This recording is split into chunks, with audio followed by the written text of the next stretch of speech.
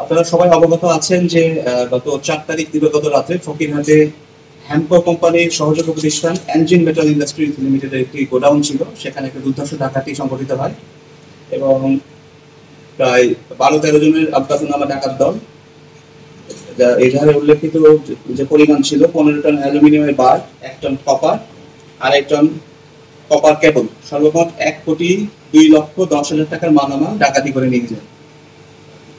শুরুতেই আমরা ব্যাপারটা খুবই সিরিয়াসলি নেই এবং ডাকাতি সংগঠনের সাথে সাথেই আমরা তৎপরতা শুরু করি এবং থানা পুলিশের পাশাপাশি আমি ওসি ডিবি জনাব শরীফুল ইসলামের নেতৃত্বে 9 সদস্যের একটি ডিবি টিম গঠন করি ছায়া তদন্তের জন্য। তো ডিবি টিম ছায়া তদন্তের মধ্যেই যথেষ্ট ক্লু পাই এবং তার সোর্সের মাধ্যমে আমরা জানতে পারি যে মালামালগুলো কোথায় আছে। তখন আমরা থানা টিমের যে আইও অফিসার ইনচার্জ ফকিরহাট থানা, তার সাথে আমরা ডিবি টিমকে ট্যাগ করে দিই এবং তারা অভিযান পরিচালনা করে।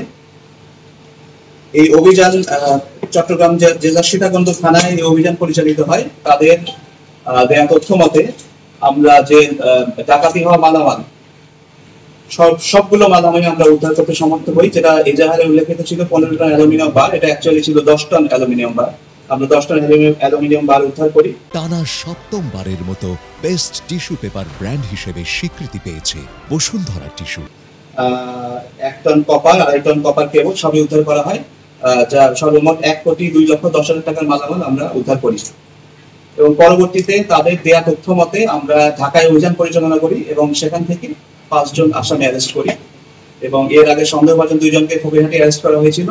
এই মামলার সংক্রান্তে টোটাল 9 জনকে অ্যারেস্ট করা হয়েছে এবং সমস্ত মালামাল উদ্ধার হয়েছে। এই গেটটা তৈরি করা হয়েছে যেটা একটা ধাক্কা দিলে গেটটা খুলে পড়ে যায় এবং গেটের বাইরের দিকে কোনো সিসি ক্যামেরাও ছিল না। তো এটা ডিটেকশনের ক্ষেত্রে আমাদের আসলে অনেক চ্যালেঞ্জ মোকাবেলা করতে হয়েছে, কারণ আমরা ওখান থেকে কোনো সহযোগিতা পাই নাই।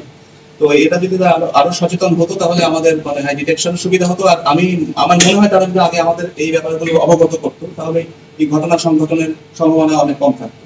তো আমরা তাদের সঙ্গে কথা বলেছি, তারা আমাদের প্রতিশ্রুতি দিয়েছে যে পরবর্তীতে তারা তাদের সিকিউরিটি মেজার অনেক শক্তিশালী করবে এবং আমাদের সঙ্গে নিয়মিত যোগাযোগ রাখবে। পুলিশ সুপার হিসেবে আমিও সন্দেহ নিয়ে এই তদন্ত শুরু করি। আর এই ব্যাপারে আমি একটু যোগ করে রাখি যে এখানে যে হ্যামকো কোম্পানি, এদেরও আমার মনে হয়েছে একটু সচেতনতার অভাব ছিল, কারণ এখানে যে একটা গোডাউন আছে এটা আমরা কিন্তু সেভাবে আমাদের অবগত করা হয়নি এবং আমরা জানতাম এটা পরিত্যক্ত গোডাউন, কিন্তু তারা এর মধ্যে অনেক মূল্য জিনিস রেখেছে, অনেক দামি জিনিস রেখেছে এবং এখানে পাশে তাদের কোম্পানিতে প্রোডাকশন হচ্ছে, ওখানে সেই জিনিসও কিছু ছিল। তো এই ব্যাপারগুলো তাদের আমার আগে জানানো উচিত ছিল, তাহলে আমাদের সিকিউরিটি আরো শক্তভাবে আমরা নিতে পারতাম।